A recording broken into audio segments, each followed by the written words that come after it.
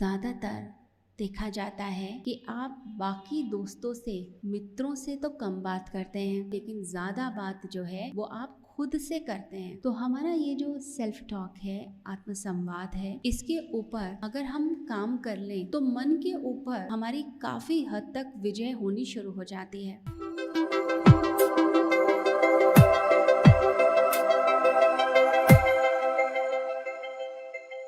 व्यक्ति को अपने मन के ऊपर सबसे पहले काम करना है। तो मन पे काम करने के लिए हमें क्या क्या चीज़ें करनी चाहिए?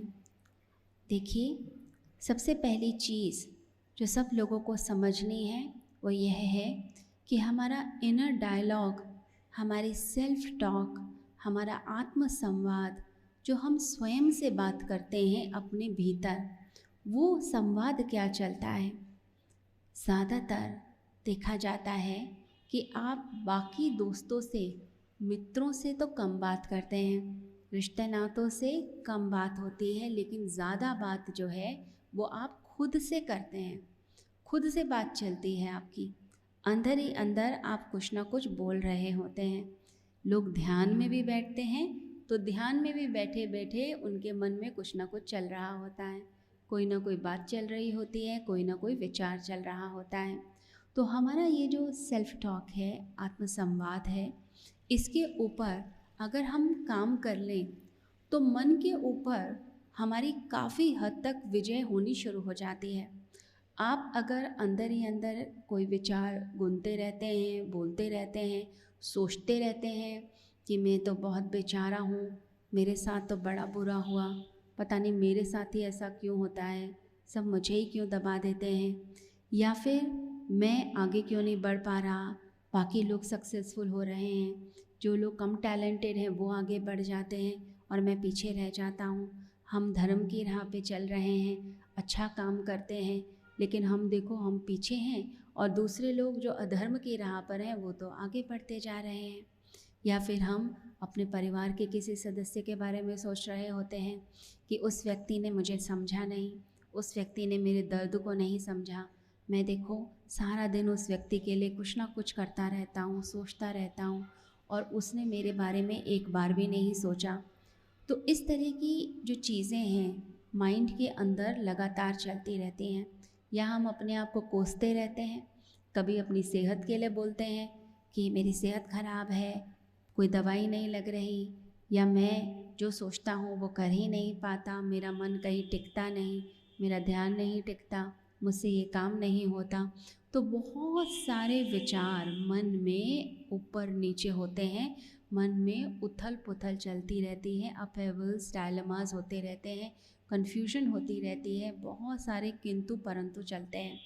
अगर इस आत्मसंवाद को, जो आत्मसंवाद आपको नेगेटिविटी की तरफ लेकर जाता है, गड्ढे में लेके जाता है, जो आपके अंदर ऊर्जा पैदा करता है थकान की, ऊर्जा पैदा करता है फेलियर की, ऊर्जा पैदा करता है कि मैं कुछ भी नहीं हूँ, मैं इस संसार में सफल नहीं हूँ, मैं धनी नहीं हूँ, मैं आगे नहीं बढ़ पा रहा, इस तरह की ऊर्जा जो पैदा हो रही है हमारे अंदर, दुख की, विषाद की, उस ऊर्जा को हमें स्टॉप करना है, उस नेगेटिविटी को हमें स्टॉप करना है। अब कई बार लोग आते हैं मेरे पास, बोलते हैं सारा दिन शरीर थका रहता है, लगता है बॉडी में जान ही नहीं है, मन ही नहीं करता कुछ काम करने का, जहाँ बैठ जाते हैं लगता है बस बैठे ही रहें, कुछ करने की इच्छा नहीं होती, सोचते बहुत है, पहुँचते कहीं भी नहीं है। तो इसका मतलब क्या हुआ?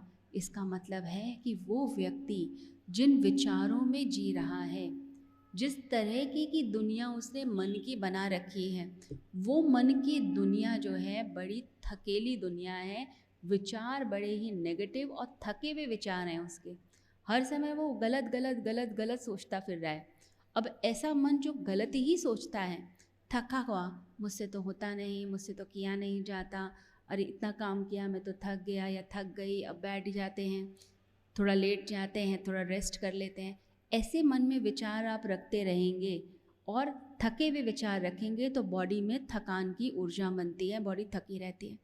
अगर आपके मन में विचार हैं कि नहीं, मैं जो हूँ ऊर्जावान व्यक्ति हूँ, मैं कभी थकता नहीं, मैं निरंतर कार्य करने वाला कर्मठ व्यक्ति हूँ, और उसी तरह का संवाद आपका चलता है, तो वो संवाद आपका क्या करेगा, वो ऐसी ऊर्जा बनाएगा कि अगर आपका शरीर भी थक गया तो भी आपका मन कहेगा नहीं नहीं काम करो, उठो, काम तो करना ही है, ये चीज़ तो पूरी करनी है, ये टारगेट बनाया है आज का, ये टारगेट पूरा करेंगे, ये संकल्प जो है लिया है उसको पूरा करेंगे। अब कुछ लोग होते हैं दृढ़ संकल्पी, उनकी डिटर्मिनेशन बड़ी तगड़ी होती है, बहुत स्ट्रांग होती है, वो जो ठान लेते हैं वो करके रखते हैं। अगर पैर भी टूट गया, फ्रैक्चर हो गया है, लेकिन उसके बाद भी डिटर्मिनेशन है कि मुझे अपने काम पे जाना है, रेगुलर जाना है, तो वो व्यक्ति जो है कुछ भी करेगा, चाहे किसी का सहारा लेके जाए, लेकिन अपने वर्क पे ज़रूर जाएगा। लेकिन कुछ लोग होते हैं ज़रा सी चोट लग जाए तो पूरा घर सर के ऊपर उठा लेते हैं और ऐसा व्यवहार करते हैं जैसे कि पता नहीं उनके साथ क्या हो गया और क्या पहाड़ टूट पड़ा।